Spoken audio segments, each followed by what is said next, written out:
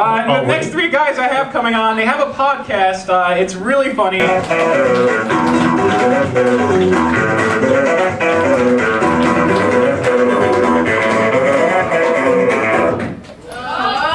Wow. And our theme music and everything. Yeah, we just don't sue us.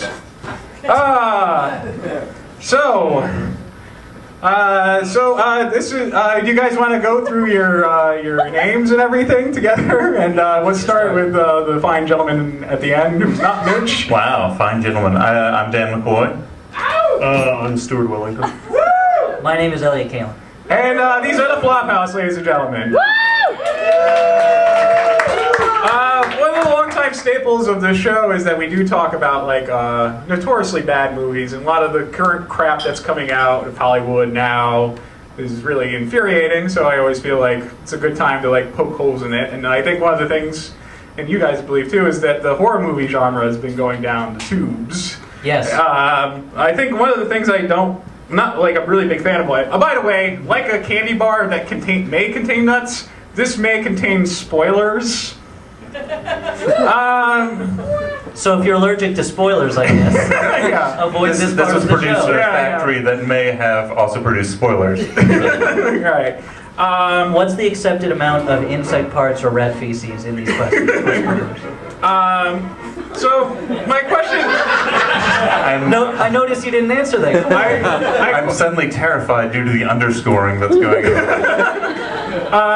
I couldn't quite comprehend because my mind is so small.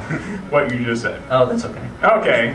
So my initial question is the Saw movies that are coming out. I was wondering, how many movies is it going to take for Saw to follow the Jason trend that it'll be in space?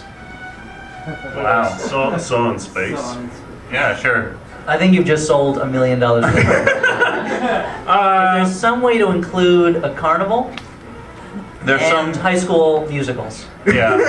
Well, Saw has to go to the hood before he can go to space. Yeah. That's the way the chain works. Yeah.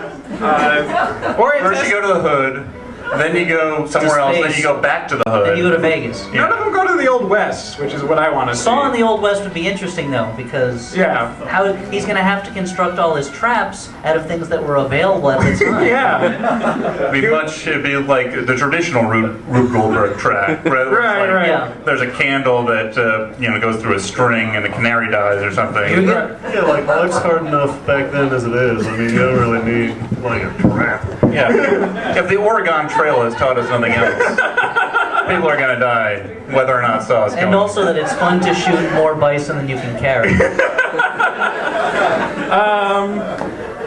I don't like the Saw movie because I feel like you lost like the face of a killer kind of thing. Because like in Jason and Freddy, there was like you had an identifying person who was murdering It's you. very easy to identify with Jason, a man who has no personality, does not talk, and no face. But Saw just seems to be about just how elaborate they are going to kill you versus. Well, but you gotta imagine, like, Saw spent a lot of time with his paper mache making that mask.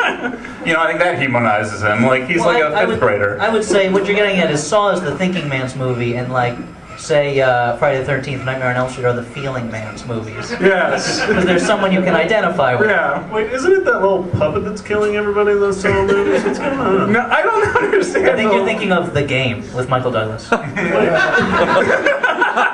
my God, that's what happened? Well, as far as you know, yes. You can only really see the game once, by the way. I don't know has anyone ever seen the game? Maybe your tape is broken. No, I think that we'll prove you wrong. We have the DVD of the game in our pocket. We will prove it after the show. Well, what are some of your favorite horror movies that you really like? That like the ones that you think are the best. I mean, aside from, I have to say, The Shining is like kind of the standby horror movie to say is the best. But Well, I'm a big fan of the horror comedy. I mean, which is why I'm sort of glad that Zombieland has actually been successful this last weekend, because historically the horror comedy, America's like, what the fuck's this? I don't like to laugh while I'm getting scared, but I love An American Werewolf in London. yeah, that's a pretty great one. Yeah, it's got a lot of great comedic elements to it, and it's got a great Yeah. It delivers everything the title promises. Yeah. that, For that alone. that transformation scene is goddamn freaky as hell. But he asked us what our favorite movie is. I wish, did you know about the movie Unborn? Oh yeah, we just watched that. Yeah, that's the most recent podcast that we Oh, you did? Okay. Yes. Unborn, Jewish demon in it. yeah, I wish the movie doesn't play up any Jewish like characteristics in any of the characters. I think Well, that would have. the only Jewish character in it is played by Gary Oldman. I think that there was a movie executive who was like, I don't believe you. I hear J-horror is really big right now, and they misunderstood it. You know, they were on J dates. They thought it was like Jewish the same horror. thing. Yeah, Jewish horror. I think just Stuart, I feel like you're getting shortchanged. Like even though there are potentially 2 microphones on you at any time. I don't even know what's going on. I would thought Larry David would have been a better rabbi in the movie, but I think that would have been more. They had many more problems with the movie than who to play the rabbi. Yeah, I think that the fact that Gary Oldman agreed to be in the movie was not the problem with the movie. One of my fantasies is to see Dice Man do a horror movie. Andrew Dice Clay, I think that I was. think it's happened. I mean, it wasn't called a horror movie. Adventures of Ford Fairlane. We're all familiar with that. Stuart. I, Well, he, Familiar with that. well, he should make a movie called Dice Man, and it's like Candyman, but he kills people with games of chance. Does Candyman kill people with candy then? I have to, not in the movie, but in his spare time, I have to assume. Like, how did he get the name otherwise? Yeah. he's just a fan of the game Candyland. That's what he does. Then they would call him Candyland Man. That's a fair point. You have me. Stuart, do you have a recommendation for your all-time favorite horror movie? I was It's like giving a tiny press conference. I was planning on recommending the Saw movies, but I just don't know what to say anymore. So I guess it's Elliot. I think the first 3 are the best, but the last ones I've seen, they kind of repeat just like flashback information. No, I actually don't like those movies. They're not very good. I don't know. A movie I'd like to recommend is a movie called Killing Spree, starring a guy named Asbestos Felt, who gets mad because he thinks his wife's cheating on him, kills a bunch of people, and then they come back from the dead and kill him.